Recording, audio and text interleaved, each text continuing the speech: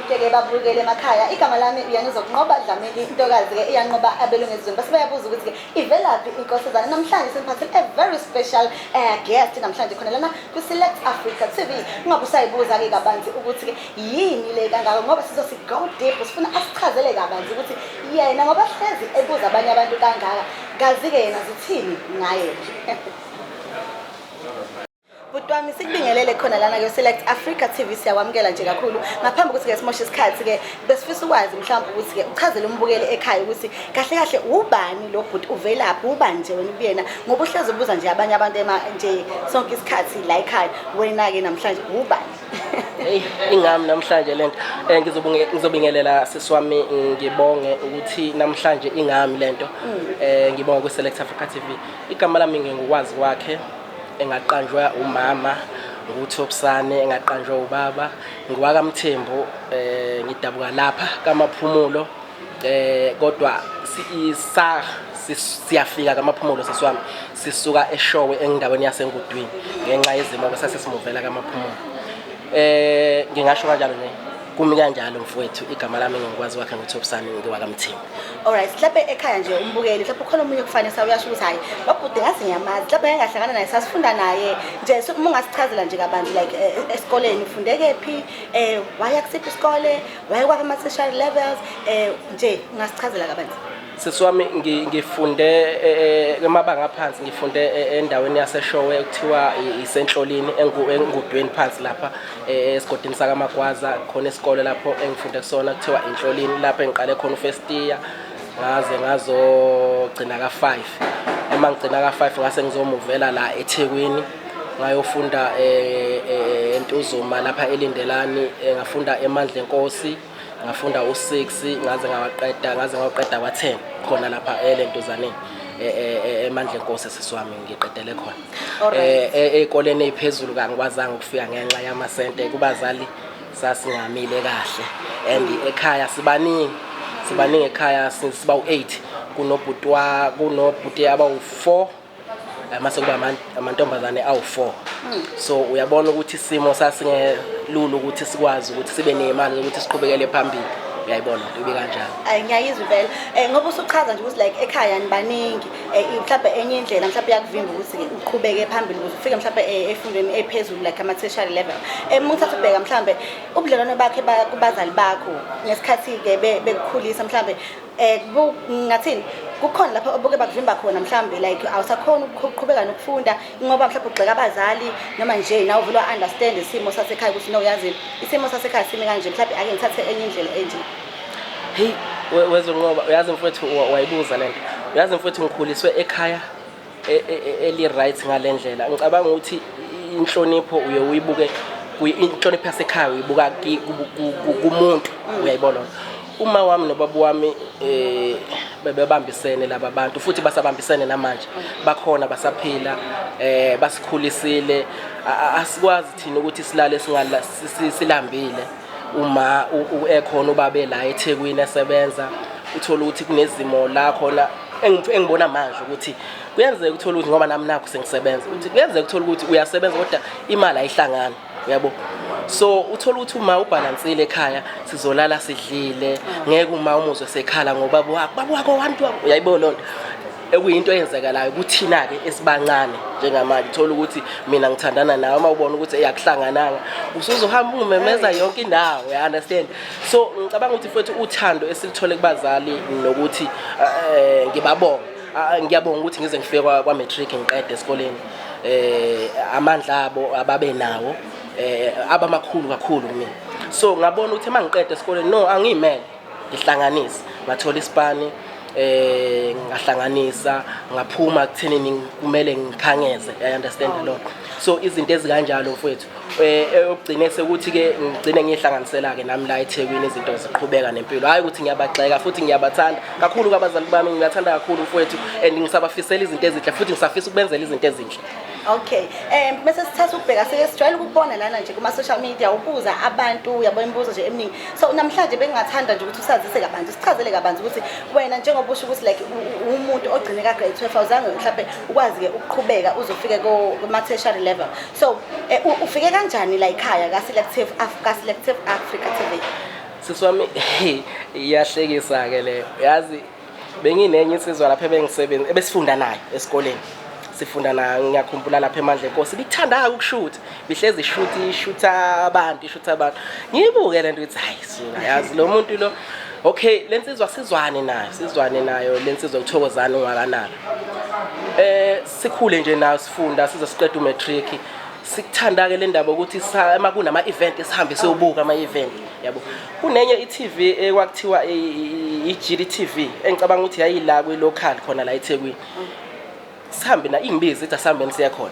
emasifika khona befike yena bethanda ukushutha ke mina ngikhalela ukuba ipresident bengithanda vele ukuduma kube umuntu odumile ayibo lonto ngoba ngidlalile ibhola ngahluleka ngenxa ukuthi ngalimala ngikuthanda ukucula kuthiwa ngiyabhimba uyayibona so ngithanda nje ube semehlweni abantu bengithanda ukuzama so ngize ngifike la lo mchita lo kusho ukuthi lento ye Select Africa TV iqale 2019 le Select Africa TV I think 2019 kwakuzohlukanisa unyaka ingoma engicabanga ukuthi kwakuyingoma kanti encane le yaba nobuxakaxaka ngicabanga ukuthi kwaku 2019 engoma ngingasakhumbuli kahle kwaku December 2020 yes kwaba nobuxakaxaka so le ndoda ivele ithi yazini ake senze something ngalento le ake sihambe si-interview abantu ukuthi ba ithini uvo lwabo ngalento eyenzakalile. Ngiyaxolisa ukuthi ngingene nje olimini ngisafuna ukuthi ngicaciseleke la uyithola kanjani ke le ndoda ke leli okay lo sihlangana la esikolweni yabo esikoleni sifunda sasifunda I think sasifunda u8 sihlangana na kwaku 7 sihlangana naye sihlangane naye ngiyambona uthanda ukushootha yena futhi wayekuthanda ukucula rap ngithiwe ke manje akasayifuni kabi lento yokurap athi hayi lento ayinamyalezo yabo so silentuzane ke sihlangane lapho ethanda ukushutha emakuwe kwenziwa izinto ahambe nami yabo ethi mhlawumbe ngimbambele ama camera nami ngimbambele ama camera lento yocamera nabe ngayi understand yayibona ebuya ngithethisa ethi hey ima kanje so ukuhloniphana ngoba I think imncane kunami but ngiyamhlonipha kakhulu yabo ngicabanga ukuthi into ebalekile ekuthenini niqhubekele phambili ukuhloniphana ngibone manje ngoba siyabona emase ngila kwi Select Africa TV okuyi TV yakhe manje okuyena oyiphethe yabo ngoba wathi mayithatha isinqumo sokuthi alentuzana aphathe lo TV wathi akafuni ukungishiya ngaphandle ngoba ngifuna ukuthi wezwa ngoba the day senza lento le lama interview le kwilentuzana lento yaka kanti encane sathi mase simile la naba abantu phela wathi hey Mthembu ngena babuze labantu ngibuze ukuzothini mina ngiyisaba iCamera kumele ngiqale ngi-introduce ngiyabo ukuthi siyini le esize ngayo la hey ngingene mfowethu ngibhede ngiyakhona ngimise khathi yabona so siqale lapho mfowethu so abantu beyithakasele lento bayithande beyilandele sikhule mfowethu kuze kube ukuthi abantu bayilandela bayithanda bayibuka ngicabanga ukuthi from there mfowethu asibange sama saphusha kuzoba u2020 kwaba nalento ye-lockdown sihlele ekhaya mina i-lockdown ngathi angaze ngiyibona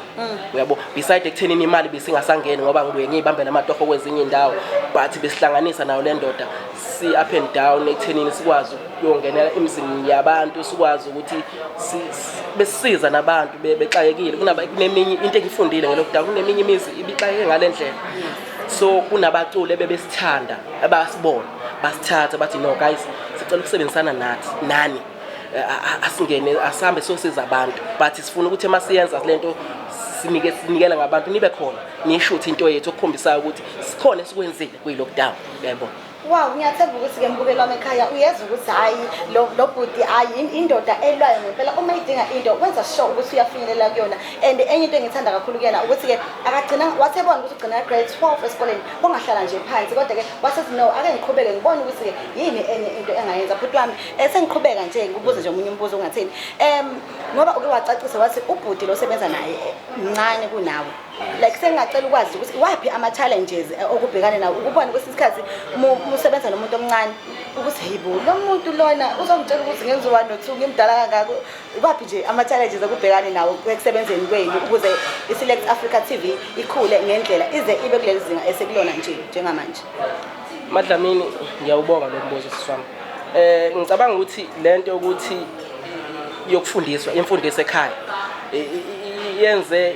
izinto zami zalula ekuthenini noma ubani ngikwazi ukumamukela ngendlela engisuke kuyiyona ngaleso sikhathi. Ubhuti wami lo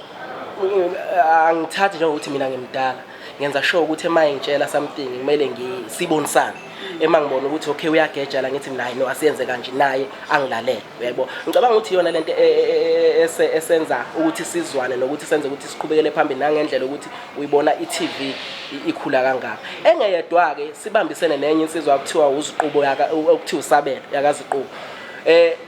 Ohlakaniphe kakhulu. Uhlakaniphe kakhulu, uyabona uma ngafika la ngafika shintshe yonke into athi ayenziwanga lento ngaleyo ndlela. Ngifuna yenze ngale ndlela. Engicabanga ukuthi sihlangene ngale ndlela ukuthi mfowethu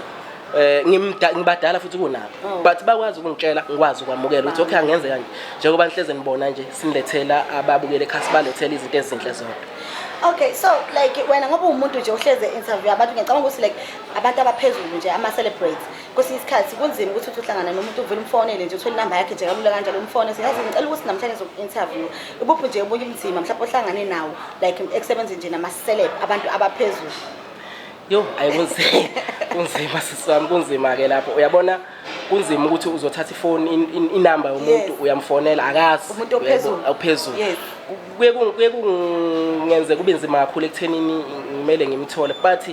into engihlangabezana nayo uthola ukuthi abanye ba right mfowethu abanye bazokuhlukumeza ekuthenini bazobuza ubani uyithathe inamba yami but kumele ngihleze ngidown ngichaze sibani bani no negama lami seliphezulu abanye sebeyakwazi ukuthi okay uma ngithi awufonela uThob'sani ku-Select Africa TV athi umuntu ngoba seyayazi iTV. Nenye into eyenza ukuthi mfowethu engifuna ukumbonga kakhulu umuntu engifuna ukumbonga kakhulu ubhutungizwe umlando umfoka Mthembu.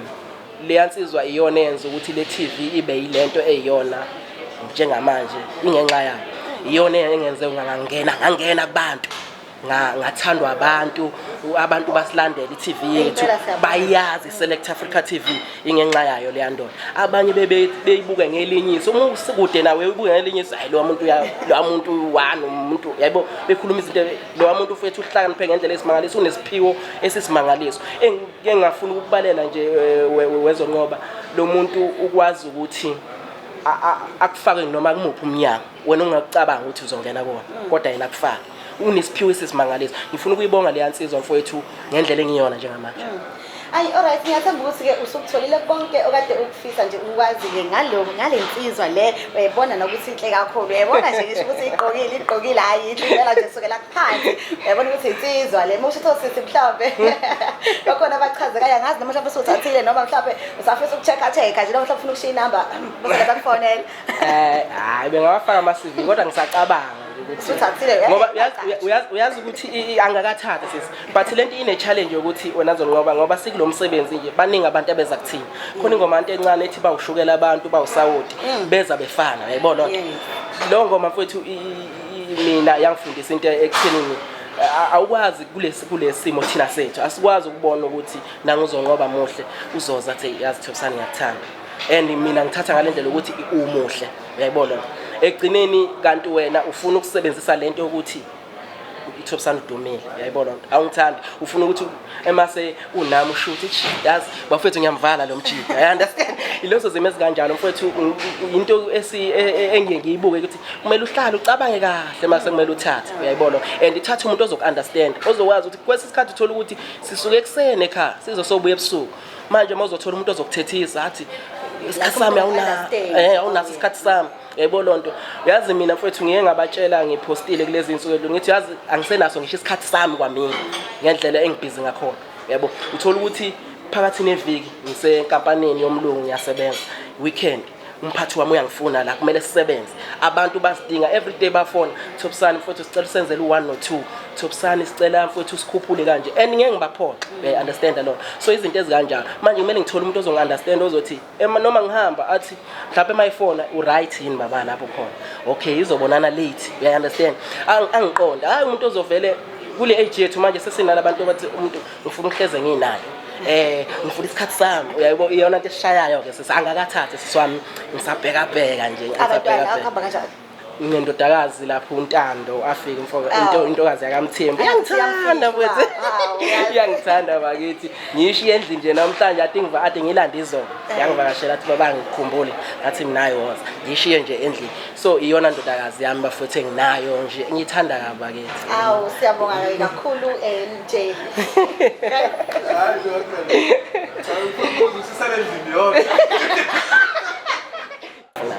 Ayembukeli wami ngiyathanda ukuthi uyambona kubhuti ukuthi umuntu othanda kakhulu ukusebenza nabantu kuyasho ukuthi ile ndoda ke enenhliziyo enhle ingazike ayihle inhle impela babukeli and sizonqoba ngiyafisa mfowethu ukuthi ngisho lento kubabukeli ukuthi ngiyayibonga isupport yabo futhi ngiyabonga uthando abanginikeza lona mina ngangazi ukuthi kuzoba nendawo uthola ukuthi ngizoke ngakwazi ukuyihamba ngibanjwe ngapha nangapha ngishuthwe ngapha nangapha kodwa uthando lwabo babukeli ngiyafisa futhi beqhubeke mfowethu bayithande le TV bayibukele basubscribe bafowethu sikhule ngiyanicela bafowethu ingane zakwethu ngiyanicela uthando lwenu lukhulu lungangolwandle kumina ingane zakwethu into ebaluleke kakhulu empilweni ukuzithanda uzihloniphe uhloniphe umdala uhloniphe omncane uzoyibona impilo izoba njani ngiyafisa bafowethu nina enifisa ukufana noThob'sani mina ngibe njalo ukuze ngibe lapha engikhona ukuhlonipha omncane uhlonipha omdala uzoyibona impumelelo ayike siyabonga kakhulu ke namhlanje ngiyacabanga ukuthi insizwa ke isikhulumele konke ebefisa ukuthi kudlulise kuwena embukeli wami ekhaya othandekayo igama lami uyena kuzokunqoba Dlamini into bizokunqoba ezanqoba belengezweni basebeyabuza ukuthi ivelaphi inkosazana siyanthanda kakhulu embukeli wami umuhle othandekayo ekhaya ukuthi uhlale nathi uzinike nje isikhathi ukuthi ube nathi